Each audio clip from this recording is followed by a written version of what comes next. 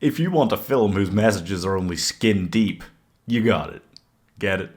Yeah.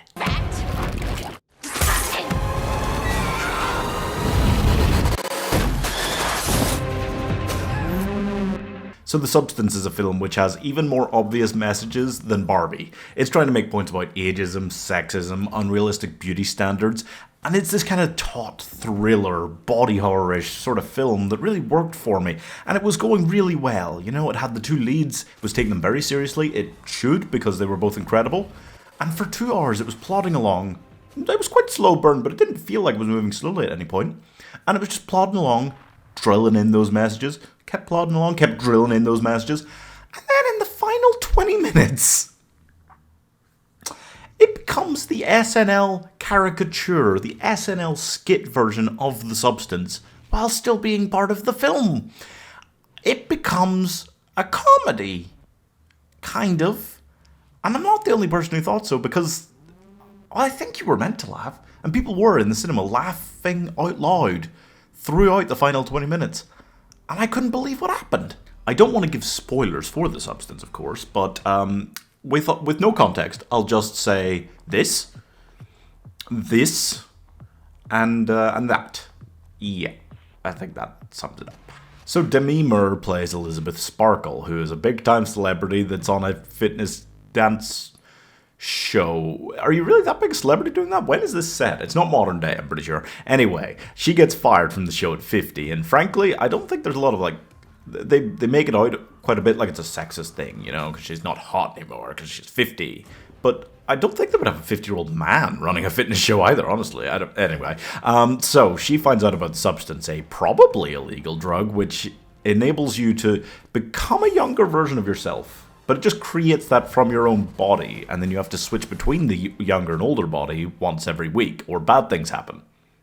Guess what happens? So she takes the drug, and her younger self is margaretqualley, and she names herself Sue, and then takes over the new version of her old fitness show, and is really happy being young and beautiful, and everything's great for her, but she is very bitter about the old version of herself, because she just sits around eating all the time, but then the old version of herself is bitter about the young version of herself running around being so pretty and fake all the time.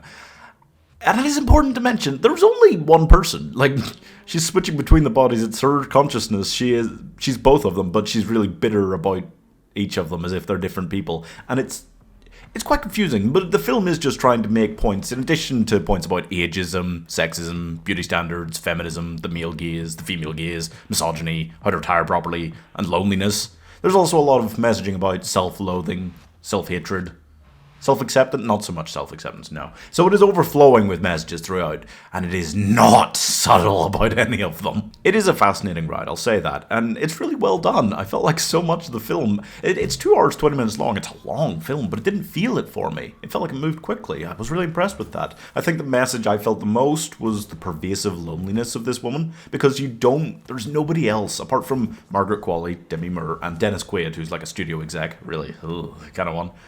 There's nobody else, I think, that has as much as, like, 5 minutes of screen time. And that was really interesting. That really made it feel... all the messages about beauty standards were also there. They were very prevalent throughout the film. But they felt, ironically, only skin deep.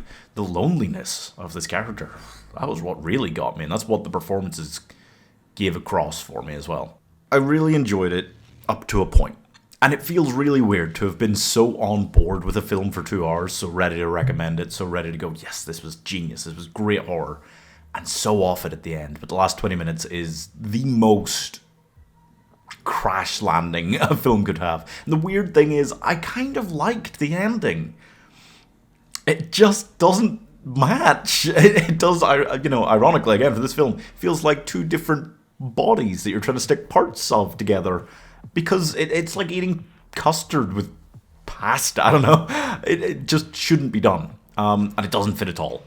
And it is very strange. The film is a slow burner that didn't feel slow. It's got all these messages, but it's not an auteur hiding them kind of film. It's in your face the entire time.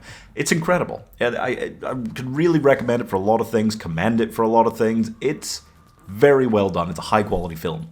However, I don't ever want to see it again. I don't like it.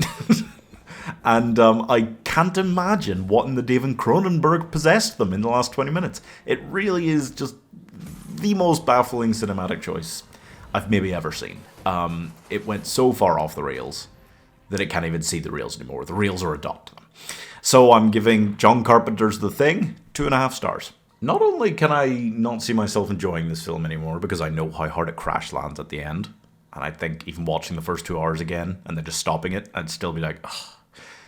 I also don't think I'm ever going to find anything in this world attractive ever again. Yeah.